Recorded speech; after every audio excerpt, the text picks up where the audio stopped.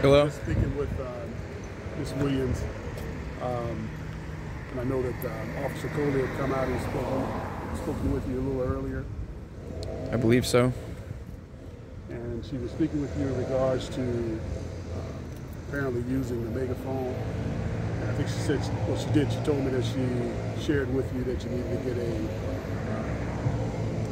permit to be able to utilize that instrument or any instrument that could magnify your voice, per se.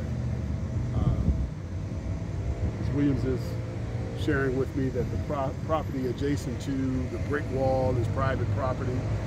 As I shared with her, there's nothing I can do or say to prevent you from going on the property unless the owner comes out and says that he doesn't or she doesn't want to take it. But what I will share with you is that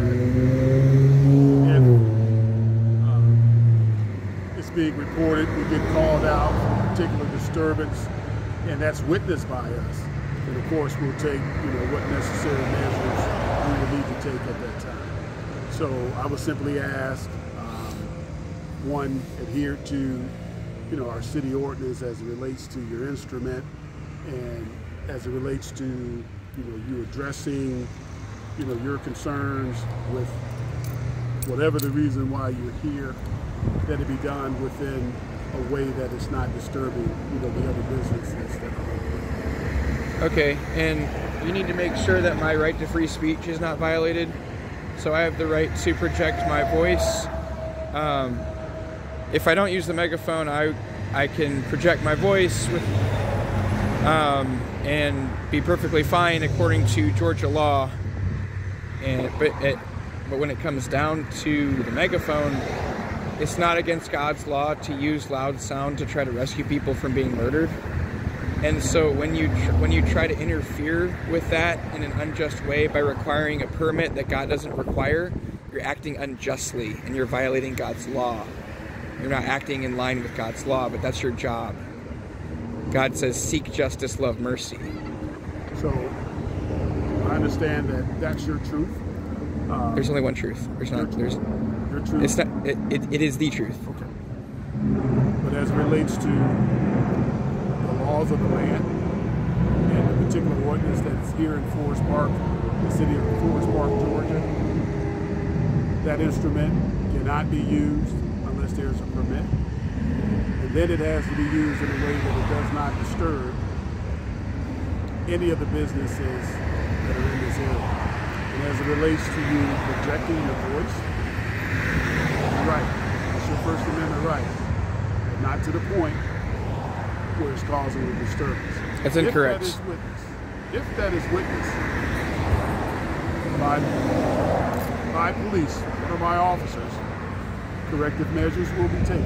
What is the definition of disturbance, though? Isn't that arbitrary? It's just opinions on. It's just my opinion versus your opinion on what's considered disturbing. Okay. Let me give you an example. I get called in regards to an individual who's causing a disturbance. I arrive. I hear you screaming to a point where clearly is causing disturbance to this community, to this area. So you're saying they don't like it? Is that what you mean? Mm-hmm. When you say causing a disturbance by screaming, you'd be saying they don't like it? Is that what you mean by disturbance? Who doesn't like it? Is that what you mean when you say disturbance? The people hearing me scream, if I was screaming and they heard me scream and you call that a disturbance, if you said if my screaming was causing a disturbance, what would that mean? Would that mean they don't like my screaming? Or what else would my screaming be doing that would be causing a disturbance other than them not liking it? Well, liking it is relative, but it could possibly be causing the inability for them to be able to conduct whatever business that they may be conducting. But as I said before, if it's something that I witness or my officer witness, I will give you the opportunity to cease and desist. And if you fail to do that in my presence, then I will be within my right to take necessary measures to correct the behavior. So you're saying the right to free speech is overridden by people's opinion on what's the ideal business conditions for doing business. It's not to prevent you from free speech, But because we're talking we're exercising our right to speech, and it's not, disturbing anyone, because this is just a conversation between you and I. But I have the right to disturb businesses with my speech, and that's where you're wrong. Okay. Well, but then we'll allow a judge to make that decision. Ultimately, that's what it'll boil down to. Well, you would actually be violating me by making me go to court, or giving me some kind of punishment for not going to court. But that's why we have the judges, to make the ultimate decision.